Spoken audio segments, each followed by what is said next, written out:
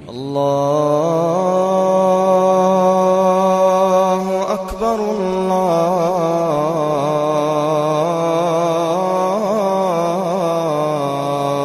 Akbar. Assalamualaikum warahmatullahi wabarakatuh.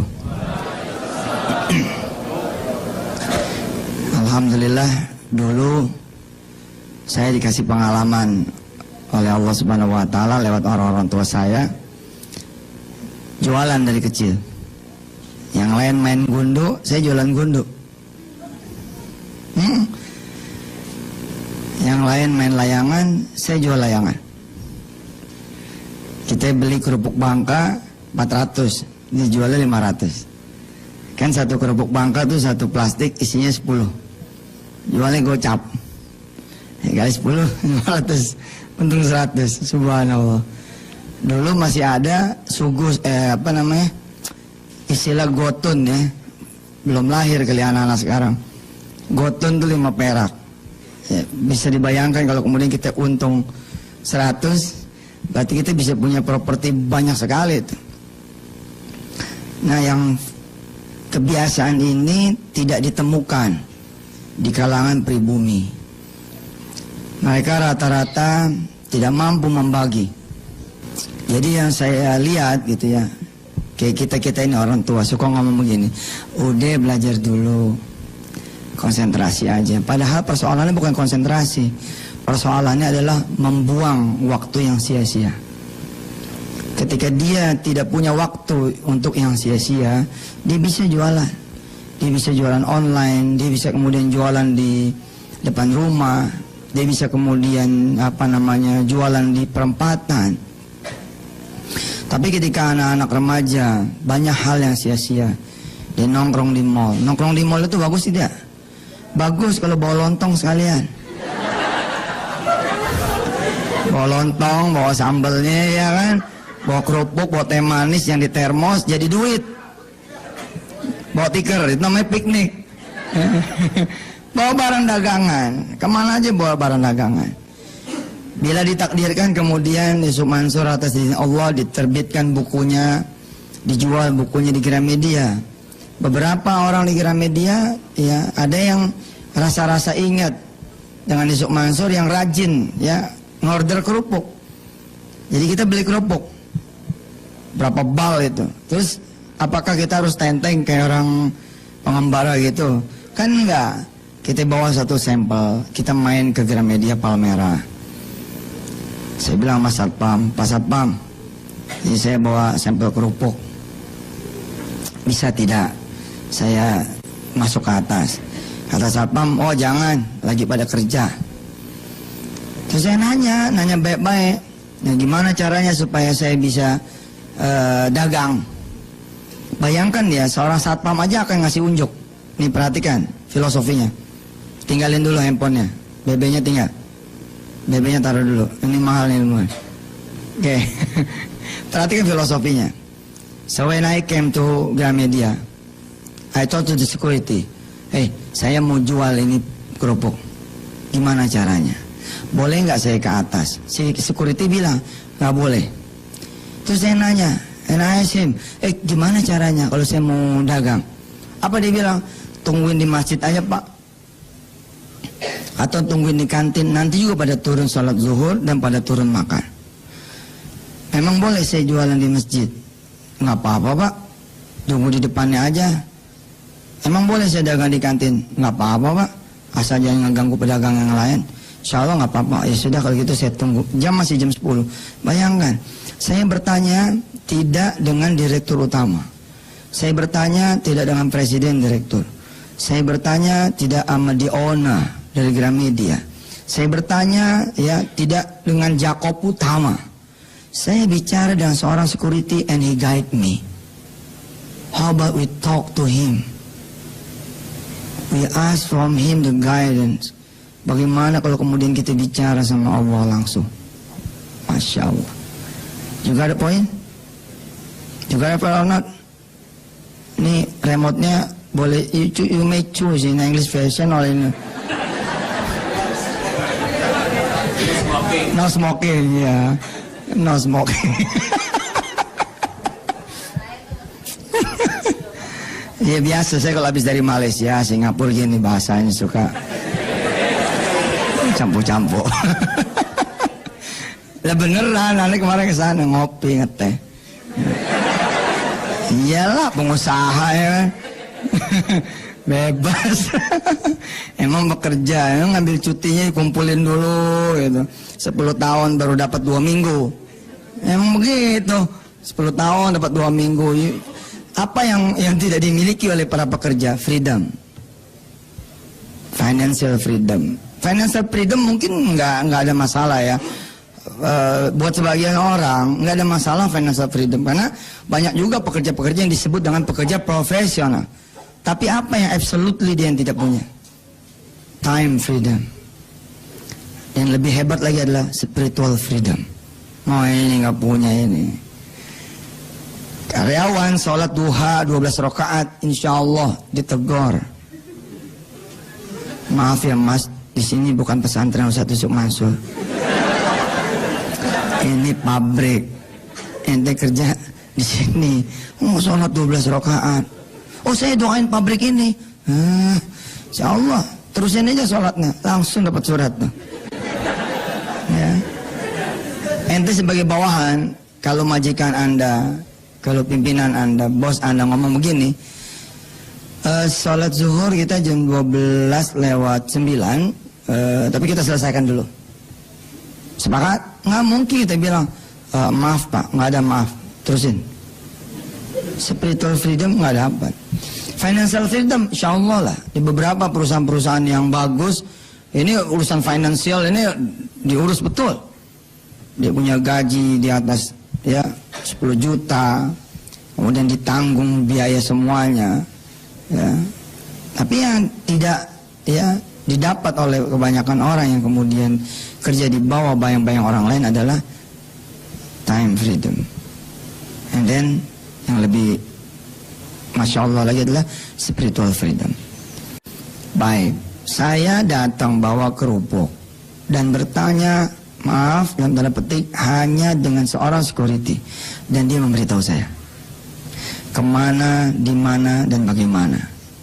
Apalagi kalau saya bertanya sama Allah. Kalau saya bertanya sama Allah, dia bukan saja akan menunjukkan saya jalan, tapi dia akan membuat saya mampu berjalan. Dia bukan saja membuat saya kemudian tahu apa yang harus saya lakukan, tapi dia juga akan membuat saya menjadi mampu melakukan. Subhanallah. Beberapa pertemuan yang lalu ada seorang pengusaha, calon pengusaha, dia datang. Yang saya bingungin, Ustadz, mau usaha apa? Justru saya bilang, ketika ente bingung mau usaha apa, cepet ambil air wudhu, sholat 2 rakaat, terus ngomong sama Allah, mau ngapain ya? Ada ide nggak sih? Pernah nggak? Prinsipnya sederhana, come to him and talk to him. Come to him, you just come to him. Pergi aja udah datang ke Allah, and then talk to him, lalu bicara sama dia. Ya Allah, gimana ya? Ada ide nggak sih? Gitu. Ngomong seperti ngomong sama manusia itu. Dan tobaan, absolutely dia beda, different. Oh, jauh lah maha. Dia bukan cuma mendengar loh. Ngomong sama saya aja saya bisa kasih solusi. Apalagi ngomong sama yang menciptakan Yusuf Mansur, menciptakan Mas Mono, menciptakan Mas Jody. Datang pada Allah dan bicara. Ada lagi nih masalah yang lain. Udah mas saya nggak punya ide, saya nggak punya duit ya Allah. Ini mau gimana nih? Insya Allah malaikat lapor. Yang ini double nih. Wadrat. Udah nggak tahu, ya? Bahasa Jawanya apa nggak punya duit? Ora duit. Ora gelem. Apa ora gelem ini? Ente jangan ngebohongin aneh.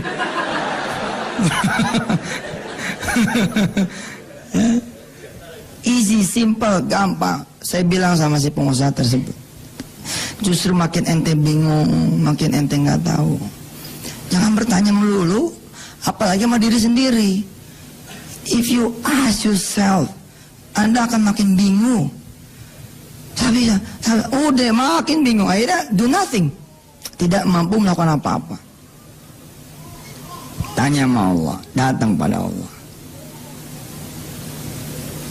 Sama, dan ini berlaku universal. Saya cacak ya, part demi part, bagian demi bagian di Antv. Siapa yang rajin ngikutin Antv? Yang tidak nonton Antv silakan keluar. Jembak. Nonton tuh bagus, itu S2 ekonomi dan bisnis lewat itu. Lewat, simple, praktis, easy. And everybody can do it. Semua orang bisa melakukan itu. Hatta anak-anak SMA yang ganteng-ganteng, yang cantik-cantik, gampang bisa. Coba aja sholat subuh ngomong sama Allah, ya Allah hari ini saya pengen dagang. Cuma persoalannya saya nggak tahu mau dagang apa, dan saya nggak punya duit buat modal. Besok pagi subuh datang lagi ke Allah. Kalau perlu datang langsung ke rumahnya. Rumah Allah tahu di mana? Masjid, dan banyak sekali. Point of meetingnya banyak banget. Point of meetingnya, tempat pertemuannya, waduh, Allah mah gampang lah. Saya ulangi, ini simple sekali cara berpikirnya. Saya dagang kerupuk, saya tinggal kerupuk-kerupuk saya itu di kamar kos saya. Ini kemudian saya bawa satu sampel, saya datang ke satu perusahaan, ketemu security-nya, saya pamit sama dia. Apakah si security pemilik dari perusahaan tersebut? Bukan. Dan dia adalah pekerja dari level, maaf, termasuk yang paling bawah. Tapi dia saja mampu menggait saya. Apalagi kalau saya nanya sama manajer. Apalagi kalau saya tanya sama direktur. Kalau saya tanya sama direktur, umpama direktur ini om saya, om, wajibin dong semuanya beli kerupuk, beres. Sekali lagi saya tanya, you got the point? Yes. Pasti gampang kok ini. Cara berpikirnya gampang. Easy logic. Kalau saya adalah seorang ponakan dari the owner of one corporate, saya tinggal bilang, om, gimana nih caranya nih supaya barang saya laku? Udah lo bawa aja barang lo. Dikumpulin di karyawan-karyawannya. Saudara-saudara semua saya kumpulin saudara ya, untuk memberitahu bahwa saudara dipotong gajinya buat beli sepatu ponakan saya. Ada yang tidak setuju? Ada yang berani? Ada yang berani? Iya, ada yang berani. Wah kaza, dan inilah juga mafa'ala. Ya, apa yang dilakukan ya, wah kaza fa'alallah. Ini yang dilakukan sama Allah Subhanahu wa taala. Dia tinggal perintahkan dunianya membeli barang ente. Wih. Jika saya adalah calon kekasih dari seorang manajer atau seorang kepala cabang bank, maka dia akan aturkan saya untuk mendapatkan permodalan. Bahkan dia bikinkan neracanya, dia bikinkan proposalnya. Dan Allah adalah pemilik segala uang yang ada di muka bumi ini. Ente perlu modal berapa? Tinggal datang, sujud, doa, dah kelar sudah. Dan Allah adalah pemilik segala uang yang ada di muka bumi ini. Ente perlu modal berapa? Tinggal datang, sujud, doa, dah kelar sudah. Ustaz, saya minta nggak pernah dapat. Nggak percaya saya. Berapa kali lu minta? Berapa kali lu minta? Kok sama manusia aja prosesnya ente disiplin kok. Pak datang lagi ya, minggu depan presentasi. Baik Pak, datang lagi. Dengan pakaian yang sama? Iya, dengan pakaian yang sama. Dengan minyak wangi yang sama? Iya, dengan minyak wangi yang sama. Tapi kenapa sama Allah? Saya udah minta ya Allah, saya udah minta.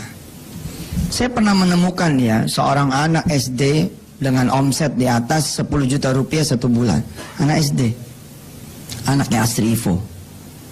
Dia jual online. Nah nggak tanggung-tanggung yang dijual. Mobil bos.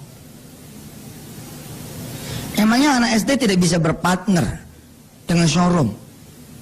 Dia datang ke sana, dia foto, tak, dia taruh di laman webnya. Oke? And then dia kasih langsung nomor handphone pemilik showroomnya. Apa sih yang dilakukan? Yang dilakukan adalah yang bisa dilakukan oleh Anda semua anak-anak SMA yang dirahmati Allah. Makanya saya bilang, yang sia-sia dijauhin. Nongkrong nggak pukul lagu dijauhin.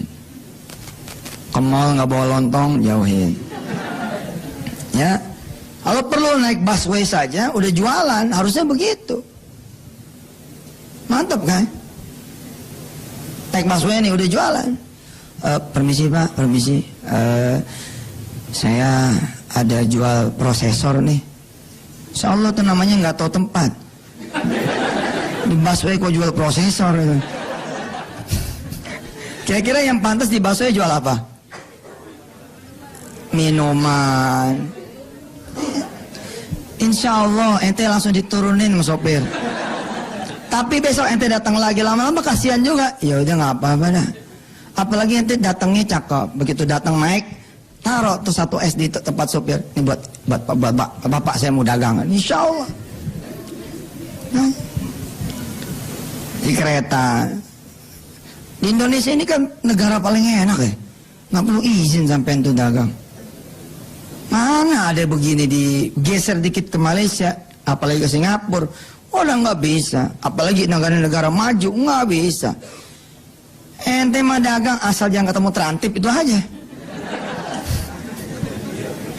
Tapi insya Allah lah, insya Allah enggak gitu. Artinya apa? Tinggal masalah kemauan.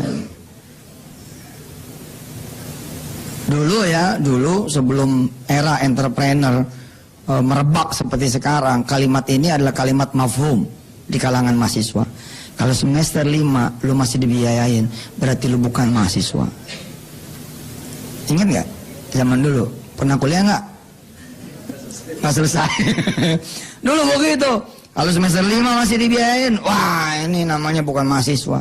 Sekarang ketika era entrepreneur merebak seperti sekarang, bolehlah kita kemudian lebih majuin lagi. Kalau jadi anak SD masih dibiayain,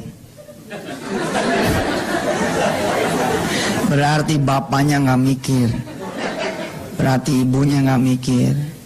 Nah, ada tuh satu episode di Antv, saya kasih tahu berapa sih kebutuhan anak, misalkan 350.000. 350.000 nih, makan, minum, jajan, nabung, sama SPP. Terus apa yang harus dilakukan sama orang tuanya? Orang tuanya memakaikan sesuatu yang membuat anaknya ini mampu mencari duit 350.000. Harusnya begitu. Insya Allah sih kita akan menuju kepada sana ya. Situasi ini kita akan dapat. Nah berbeda dengan kalangan Chinese, teman-teman kita orang-orang Chinese. Coba. Bahkan kadang-kadang mereka. Sepertinya kita ngomong gini, dia emang gak seberuntung kita. Kita sekolah di warung, kasihan ya. Besoknya kita yang jadi manajernya pabrik dia. Prosesnya diajak. Makanya saya senang tuh. Lalu ada yang jual pulsa, lalu anaknya ikut menjual. Keren.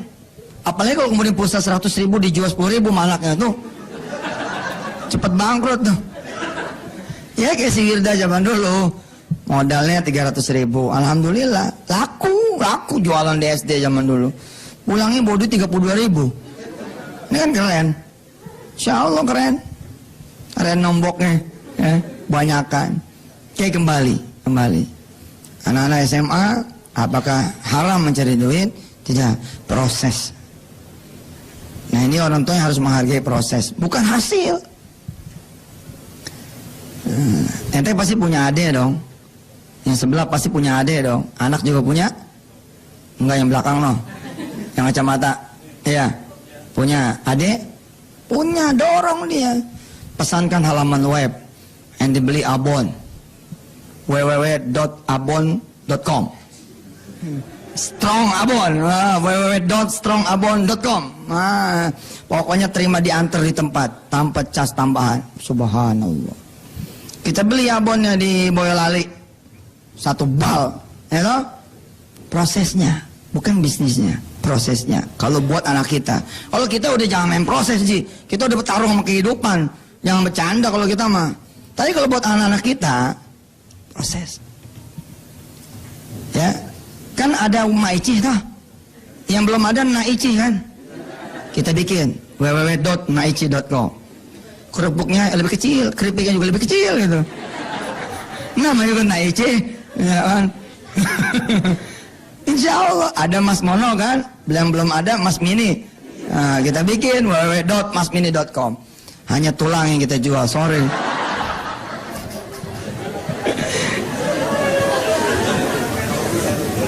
Prinsip dagang itu sederhana. Cuman sama kuliah tuh dibikin panjang kali lebar.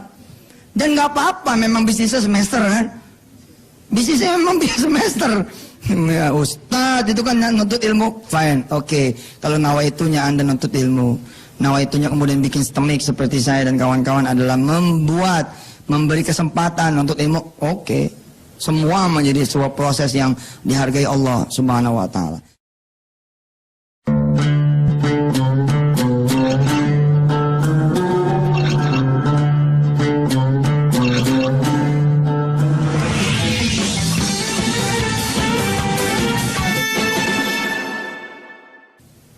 Di menit pertama saya ngasih tahu tuh, di sesi pertama, di bab pertama, semua bisa jadi pengusaha. Saya kasih tahu, sorry ya, nawai itu ente jadi pengusaha, pengen kaya, ente nggak perlu jadi pengusaha, kelamaan juga, kelamaan. Salat malam aja jejak 40 malam, insya Allah, nggak mungkin ente minta nggak dikasih. Asal salat malamnya bener ya, salat malam itu jangan begini, solis. Sunat tahajud rakaat nilai tak lupa begini. Yang benar dong, saya pengen hadap engkau ya Allah yang disebut dalam surah Al-Muzammil. Ya, mana anak-anak saya yang hafal Quran, mana? Siapa yang hafal Al-Muzammil? Mana? Anak stemik. Woi, mana nih? Karena anak stemik nih bukan nggak hafal, tapi nggak berani maju, malu maju, malas maju. Tadi berdiri kok, abis itu saya tanya pada jongkok.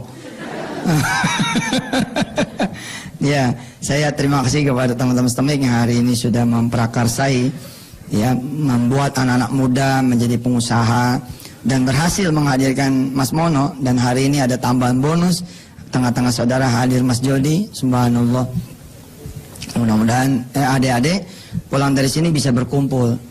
Ya, Anda tahu yang namanya Facebook, ya, itu dimulai ketika dia kuliah kan, hanya dengan modal $7. $7, subhanallah. Terus pemilik apa tuh? Kaskus ya. Itu sekitar $7 dia mulai. Lalu perusahaannya dibeli kan dengan harga kurang lebih 600 miliar rupiah.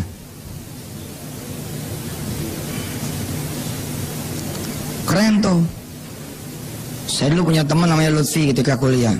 Tiap datang tuh bawa motor beda-beda. Kita teman-teman kagum sama dia.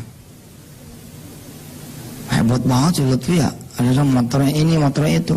Nggak tahu ya pedagang. Lalu apa komentar teman-teman? Berbeda dengan saya dan sebagian teman kecil yang lain. Sebagai kecil teman yang lain. Apa kata teman-temannya? Gue kirain punya dia, nggak tahu dagang. Coba. Betapa memang milieu kita ini bukan milieu dagang gitu. Harusnya kan terhadap yang kayak begitu kan, kita deketin. Vi, ini motor dagangan. Betul motor dagangan. Boleh nggak gue pinjam? Mau gue pasarin? Boleh, harusnya begitu. Bukan malah ngomong, oh pantas dia mau ganti-ganti motor dagangan. Salah kan omongannya gitu.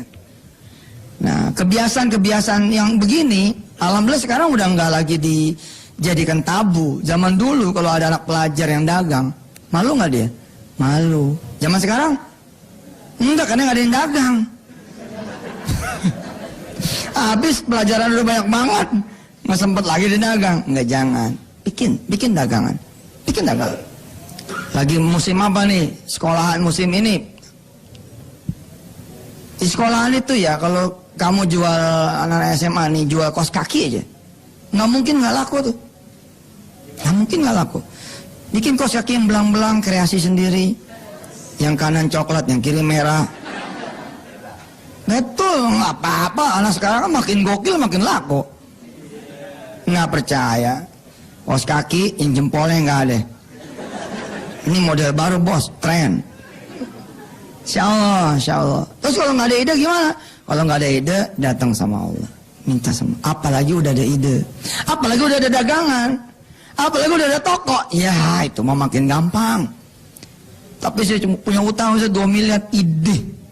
Apa-apa udah datang aja ke Allah. Insya Allah Allah bisa bayarin semuanya. Saling rajin datangnya, pagi datang, siang datang, sore datang, malam datang, pagi datang, terus. Apalagi adik-adik yang dirahmati Allah ya, kawan-kawan SMA ya. Apalagi saudara masih punya orang tua yang masih hidup. Wah, subhanallah.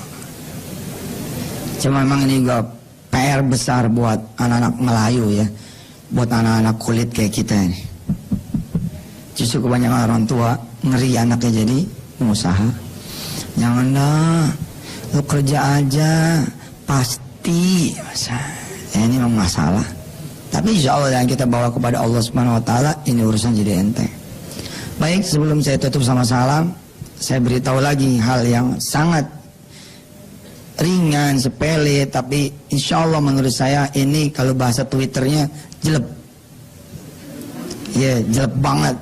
Saya punya dagangan kerupuk, saya bawa sampel 1, saya datang ke Gramedia, ketemu sama security, saya tanya sama security, boleh tidak saya dagang di sini? Alhamdulillah dijawab tidak boleh. Tapi saya kemudian bertanya lagi, gimana caranya kalau saya mau dagang di sini? Ya jangan ke atas Pak, tunggu aja di masjid, tunggu di kantin. Sesuatu yang saya tidak tahu saat itu adalah nanti juga mereka sholat, ntar turun. Nanti juga mereka makan, ntar ke kantin. Masya Allah. Seorang security yang bukan manajer, bukan direktur, bukan presidir, bukan Jakob utama, bukan dia owner, bisa memberikan saya petunjuk. Apalagi kalau kemudian kita bertanya kepada manajer, kepada direktur, kalimatnya akan berbeda.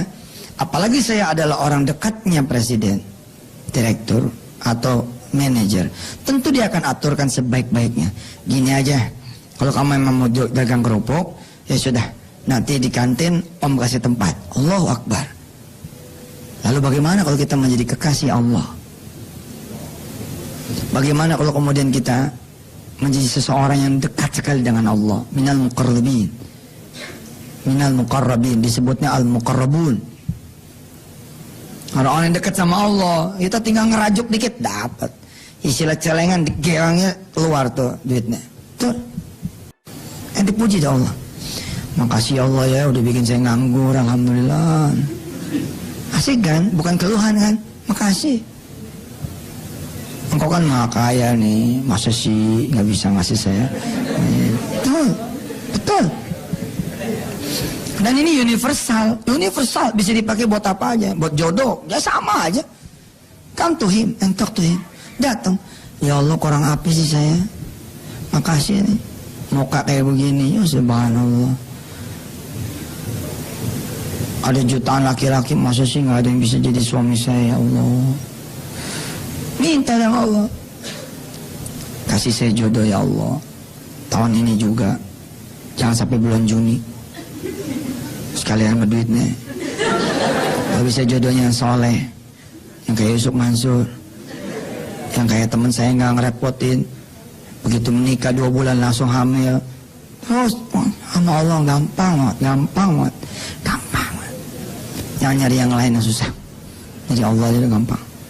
Begitu ada telepon, Ji, bisa nggak lo nyariin besi gua yang 8 mili? Bukan bidang ente nih.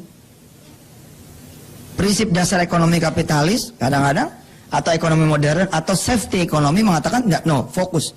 Enggak, kalau saya bilang, lo punya Tuhan kok. Kenapa dia bisa minta sama ente? Ini ada yang Allah kehendaki. Terus gimana? Ya ngomong aja sama Allah. Oke deh, tanya dulu. Ya ente tanya-tanya dah. Siap, tutup. Jangan telepon, tutup, langsung ambil wudhu. Langsung sholat. Ya Allah, ada yang nawarin besi supaya saya supply ke Krakatau Steel. Gimana nih caranya ya Allah? Ya pikirin dah. Amin. Ya Allah, nggak tahu deh. Darul Quran, kalau Ustadz Rahimi tidak memimpin dengan doa, nggak begini. Nggak mungkin banget begini.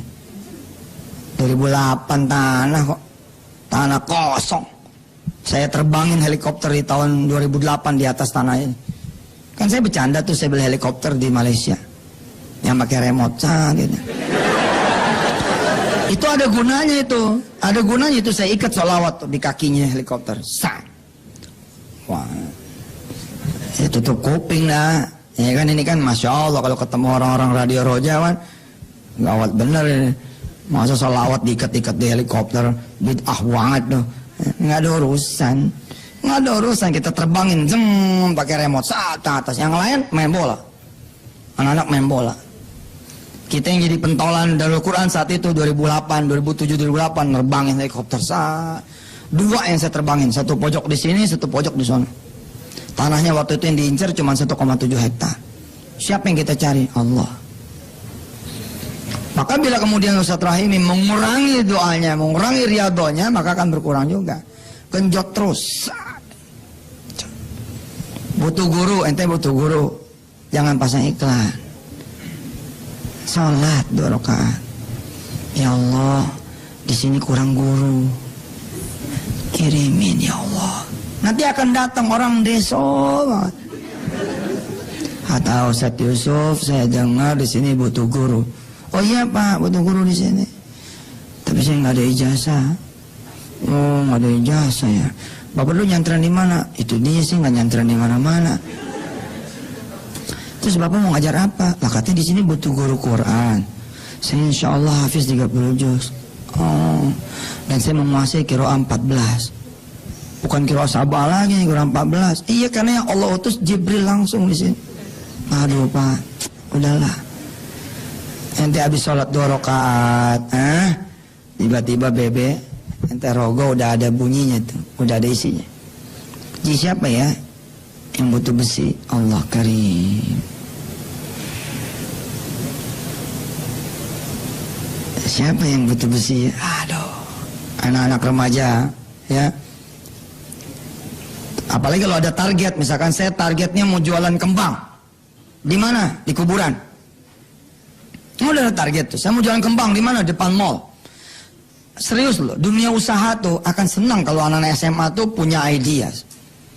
Ya, dagang depan mall pakai kembang itu. Tapi sebelum datang ke mall, ya tirulah kayak Yusuf Mansur. Datang dulu ke Allah. Salat duha 2 rakaat. Ya Allah, teman-teman lu ngumpulin duit nih, pengen dagang kembang nih, temenin ya, dagangnya di mall. Kita jangan kaget tuh, akan ada satu orang ya turun dari mobil, kembang apa ini? Itu dia Bu, kita nggak tahu nih kembang apaan. Kok sejualan nggak tahu? Iya begitu lah, pokoknya kita lagi belajar dagang. Oh, ada berapa kembangnya? Ada berapa? Ada 30 tuh kalau nggak salah. Berapa satunya? Satunya 15 Bu. Ya sudah, Ibu bayarin 25 boleh? Oh, kaget ente kalau pakai cara-cara Yusuf Mansur mah. Kaget dah, kaget. Mas Jody udah berasa tuh. Mas Mono udah berasa tuh. Bebek, steak, dan barang dagangan yang tidak diselawatin beda sama barang yang diselawatin. Maksudnya apa? Ya si kokinya berselawat begitu. Allahumma sholli ala Muhammad. Sambil dia nyiapin barang, sambil kemudian dia berdoa. Beda sekali, beda sekali. Kalau cerita Mas Mono mah akan ada orang parkir depan warung, beli, lalu bungkus sampai 150 box. Aslinya kita nggak ngerti apa itu orang betul, apa itu malaikat Allah, nggak paham. Masa iya setiap yang beli ditanya, maaf ya Mas, malaikat bukan?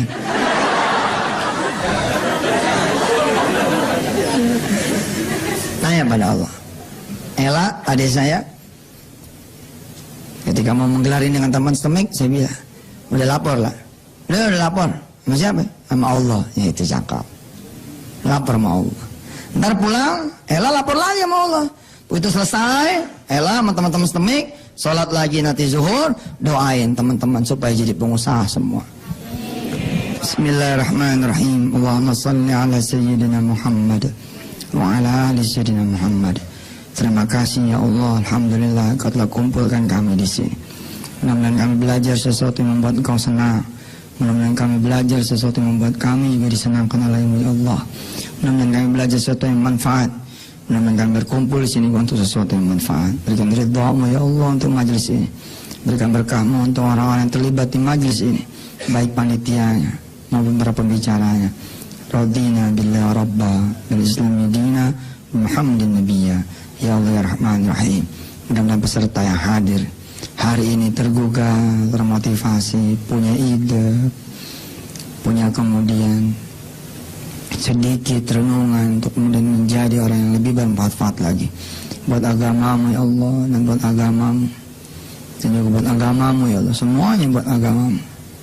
Dan terakhir kami minta mudah-mudahan Engkau berikan ridha buat kami ya Allah, punya usaha, punya ikhtiar, punya rencana, punya hajat. Mudah-mudahan teman-teman yang hadirin dari kalangan siswa diberikan kelulusan yang baik, diberikan kelulusan yang sempurna. Jangan ada yang mengulang, jangan ada yang tidak lulus. Mudah-mudahan diterima di perguruan-perguruan tinggi favorit mereka semua, yang mana menjadi orang yang saleh-salehah. Rabbana lana warhamna alaina. Rabbana atina fid dunya hasanah wa fil akhirati hasanah wa qina adzabannar. Alhamdulillah rabbil alamin. Terakhir sebelum saya serahkan sama Mas Mono ya. Habis ini Mas Mono. Sebelum saya serahkan sama Mas Mono, barangkali mumpung saya di sini ketemunya sama orang-orang tua ini. Kita tahun ini Pak, ya STEMIK antar bangsa, ya kita kemudian sedikit tambahin menjadi IT-preneur. Logikanya sederhana. Ketika saya ngajar tentang bab doa 40 hari, sebenarnya ya siapa sih pemirsa yang kemudian bisa detail ya melaksanakan absensi doa selama 40 hari. Anak-anakku yang dirahmati Allah, barangkali ada yang tidak menonton Antv. Saya di second meeting, di pertemuan yang kedua, di bab semua orang bisa menjadi pengusaha, saya kemudian mengajarkan satu cara tersimpel buat jadi pengusaha, yakni berdoa. Doanya juga simpel, nggak banyak-banyak, nggak panjang-panjang, yakni ya Allah jadiin saya pengusaha. Begitu aja udah. Tapi 7 waktu, 5 waktu yang fardu, yang maktubah, yang mafrodat, dan kemudian ditambah dengan duha dan tahajud. Nah, STEMIK antar bangsa edisi yang tahun akan datang, berikut juga yang sekolah bisnis IT-preneur yang langsung diasuh oleh Haji Sandiaga Uno, seorang pengusaha yang Masya Allah muda, cakep, ganteng, soleh, puasa Senin Kamis, Daud 8 rakaat, dan memegang uang cash saat ini terbanyak, ya sekitar 12 triliun dia megang. Saya ngobrol-ngobrol dengan beliau pada suatu kesempatan ya lahir ini. Jadi sederhana sekali, anak-anak kampus tetap sekolah seperti biasa, tapi kemudian dipantau dia dibikin ajak doanya gitu. Nah bila mana kemudian saudara-saudara yang dirahmati Allah punya nanti anak-anak yang lulus SMA, ceburin aja di sini. Jadi nanti dia sekolah ya, sekolah tinggi, sekaligus nanti jadi penghafal Al-Quran, dan sekaligus nanti menjadi pengusaha. Insya Allah. Ya. Sebenarnya sih kalau misalkan para mahasiswa di luar sana ikut disiplin dia doa mandiri, jadi juga. Tapi itu tadi, ada orang-orang yang tidak bisa disiplin sendirian. Dia perlu kemudian sistem, dia perlu kemudian satu organisasi, dia perlu satu lembaga yang membuat dia bisa disiplin. Nah konsepnya sekolah bisnis itu nanti boarding. Jadi dia boarding ya selama 6 bulan pertama, dan kemudian bla bla bla. Mudah-mudahan ini Allah ridhoi. Saya minta sekaligus doa dari yang ada sekarang, mudah-mudahan pada saat nanti dibuka ini menjadi salah satu terobosan untuk mengatasi juga krisis kepemimpinan, krisis akhlak, krisis moral, dan krisis pengusaha. Al-Fatihah.